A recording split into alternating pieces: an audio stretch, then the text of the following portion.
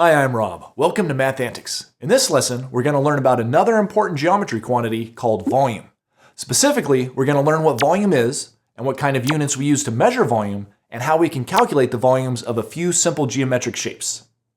The first thing you need to know is that volume is a quantity that all three-dimensional objects have. But to understand what it means, it will help if we back up just a little and start out with a one-dimensional object, like this line segment. To measure a one-dimensional object, we need a one-dimensional quantity, which we usually call length. The length of this line happens to be exactly 1 centimeter, which is a common unit for measuring length. And in the Math Antics video about area, we saw that if we move or extend this one-dimensional line in a direction perpendicular to it by a distance of 1 centimeter, it forms a two-dimensional object called a square. Two-dimensional objects are measured by the two-dimensional quantity that we call area. Because the original line was 1 centimeter long, and we extended it a distance of 1 centimeter, the amount of area that this square occupies is 1 square centimeter, which is a common unit for measuring area. Okay, now imagine that we take that two-dimensional square and move or extend it in a direction perpendicular to its surface by a distance of 1 centimeter.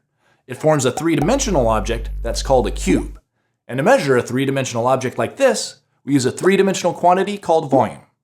Volume tells us how much three-dimensional space, or 3D space, an object occupies. Alright, but how much volume does this cube have? Well, since it was made by extending 1 square centimeter, a distance of 1 centimeter in the third dimension, we say that its volume is exactly 1 cubic centimeter, which is a common unit for measuring volume. So square units are used to measure area, and cubic units are used to measure volume. Since square units are made by multiplying two one-dimensional units together, like centimeter times centimeter, we can abbreviate them using the exponent notation, centimeters to the second power, or centimeters squared. And since cubic units are made by multiplying three one-dimensional units together, like centimeter times centimeter times centimeter, we can abbreviate them using exponent notation, centimeters to the third power, or centimeters cubed. And just like there were different sizes of square units, like square inches, square meters, or square miles, there's also different sized cubic units, like cubic inches, cubic meters, or cubic miles. See how area and square units are related to volume and cubic units? And there's another similarity too. Do you remember how you can use square units to measure the area of any 2D shape, not just squares? Well, you can use cubic units to measure the volume of any 3D shape, not just cubes. To see how that works, take a look at this 2D circle and this 3D object called a sphere, which is like a ball. Just like you can use a bunch of small squares to approximate the area of the circle, you can use a bunch of small cubes to approximate the volume of the sphere. And here's the really cool part. The smaller the squares you use, the closer their combined area will match the area of the circle. And the smaller the cubes you use, the closer their combined volume will match the volume of the sphere. Okay, so volume is a 3D quantity for measuring 3D objects. But since we've also talked a lot about area in this video, I want to point out that 3D objects also have a type of area that you don't want to confuse with volume. You might remember from our previous videos that 2D shapes have both a 2D quantity called area and a 1D quantity called perimeter. Well, in a similar way, 3D objects have both a 3D quantity called volume and a 2D quantity called surface area. Surface area is a lot like it sounds. It's the area of the object's outer surface or shell. Perimeter and surface area are both outer boundaries of geometric shapes. Perimeter is the one-dimensional outer boundary of a two-dimensional shape, and surface area is the two-dimensional outer boundary of a three-dimensional shape. And to help you see the difference between surface area and volume, imagine that you have a perfectly thin box filled with ice. If you unfold the box, you can see the 2D area that surrounds the volume, while the volume itself is the amount of 3D space occupied by the ice inside the box.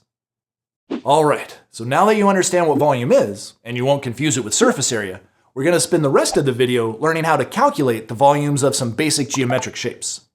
But before we do that, I want to quickly mention something important about terminology, or the words we use to describe things in math.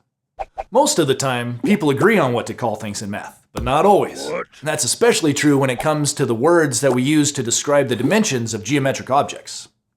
Take the words length, width, and height, for example. If I have a rectangle, I can name its two dimensions, length and width, like we did in the area video. but I could also name them width and height if I wanted to.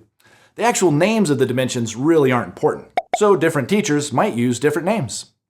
The important thing is to be flexible and realize that the math concepts are the same, even if different words are used to explain them. For example, the area of a rectangle is always found by multiplying its two side dimensions together, no matter what they're called. Okay, back to calculating volumes. A lot of 3D shapes can be formed by taking a 2D shape and then extending it along the third dimension. For example, if you start with a rectangle and then extend it along the third dimension, you get a 3D shape called a rectangular prism. If you start with a triangle and then extend it along the third dimension, you get a 3D shape called a triangular prism. And if you start with a circle and extend it along the third dimension, you get a 3D shape called a cylinder. From the others, you might have thought that it should be called a circular prism. But technically, prisms are shapes that are formed by extending a polygon. And since a circle is not a polygon, the resulting shape is not called a prism. Okay, so the good news is that there's a general formula for calculating the volume of these types of 3D shapes. All you have to do is find the area of the original 2D shape that got extended and then multiply that by the length or distance that it was extended. Usually, that original shape is called the base of the object. So, let's start with this rectangular prism and calculate its volume. The base is the original rectangle, and its dimensions are 4 centimeters by 3 centimeters. So to find the area of that base, we need to remember how to calculate the area of a rectangle. To do that, we just multiply the two side dimensions together. 4 centimeters times 3 centimeters gives us 12 centimeters squared as the area. Now, to find the volume, we just need to multiply that area by the length that the base was extended. Our diagram tells us that distance is 10 centimeters. So if we multiply 12 centimeters squared by 10 centimeters, we get 120 centimeters cubed. So this rectangular prism has a volume of 120 cubic centimeters. Okay, let's try to find the volume of the triangular prism now. Again, the first step is to calculate the area of the base of the prism, which is the triangle. The formula for finding the area of a triangle is 1/2 of the triangle's base times its height. Be careful not to confuse the base of the triangle with the base of the prism, which is the triangle itself. Our diagram tells us that the base of the triangle is 10 inches and its height is 8 inches. So 1/2 the base times the height would be 1/2 of 10 times 8.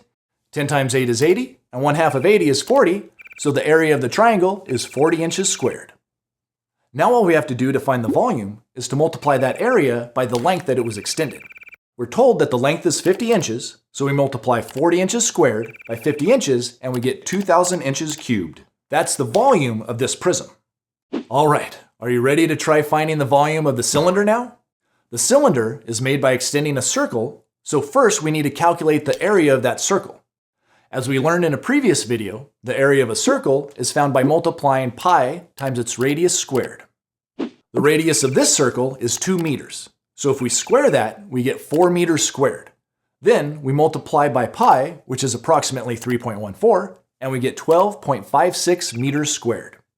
Now that we know the area of the circle, to find the volume of the cylinder, we just multiply that area by the length that the circle was extended, which happens to be 10 meters. 10 meters times 12.56 meters squared gives us 125.6 meters cubed. So the volume of this cylinder is 125.6 cubic meters. So, do you see how to find the volume of 3D shapes like these? Shapes that are made by taking a 2D shape and then extending it along a third axis? You just find the area of that shape and then you multiply it by the length that it was extended, and that gives you the volume. And it works for any 2D shape. It works for trapezoids or pentagons or diamonds or stars or hearts. All right, man. Now that I know how to accurately calculate volumes, playtime is way more fun. Of course, not all 3D shapes are made by extending a 2D shape along a third dimension. Some are made by rotating a shape around an axis, like the sphere we saw earlier in the video, for instance. One way to form a sphere is to rotate a 2D circle around one of its diameter lines. And another common 3D shape that can be formed by rotating a 2D shape around an axis is a cone. A cone can be formed by rotating a right triangle around one of its two perpendicular edges. Since the formulas for finding the volumes of spheres and cones are more complicated to explain, we don't have time to learn how we arrive at them in this video. So for now, it's best if you just memorize the formulas so you can use them on tests if you need to. To find the volume of a sphere, you use the formula volume equals 4/3 times pi times radius cubed. And to find the volume of a cone, you use the formula volume equals 1/3 times height times pi times radius squared. Let's try one example of each before we wrap up. Here's a sphere with a radius of 2 centimeters. Fortunately, that's the only dimension we need to find its volume. Our formula says that the volume of a sphere is equal to 4/3 times pi times radius cubed. Cubing the radius means multiplying it by itself 3 times. So we take 2 centimeters times 2 centimeters times 2 centimeters, which equals 8 centimeters cubed. Next, we'll multiply that by our approximation for pi. 3.14 times 8 is 25.12. And last, we multiply that by 4/3, which is the same as multiplying by 4, then dividing by 3, which gives us a volume of 33.49 centimeters cubed. Now let's try a cone. To use our formula to find the volume of a cone, we need to know 2 things: the radius of the circle that forms the base of the cone, and the height of the cone, which is similar to the height of a triangle. It's the distance from the point at the tip of the cone straight down to the center of the circular base. The radius of the base of this cone is 3 feet, and its height is 9 feet. So first, let's plug that radius into our equation and square it. 3 feet times 3 feet is 9 feet squared. Next, we multiply that by pi, again using 3.14, and we get 28.26 feet squared. You may notice that that's just the area of the base circle. But now we need to multiply that base area by 1/3 times the height of the cone. 1/3 times 9 feet is 3 feet, and 3 feet times 28.26 square feet gives us 84.78 cubic feet, which is the volume of the cone. All right, so now you know a lot about volume. You know that it's a 3-dimensional quantity of geometric objects, and you know that we measure volume with cubic units.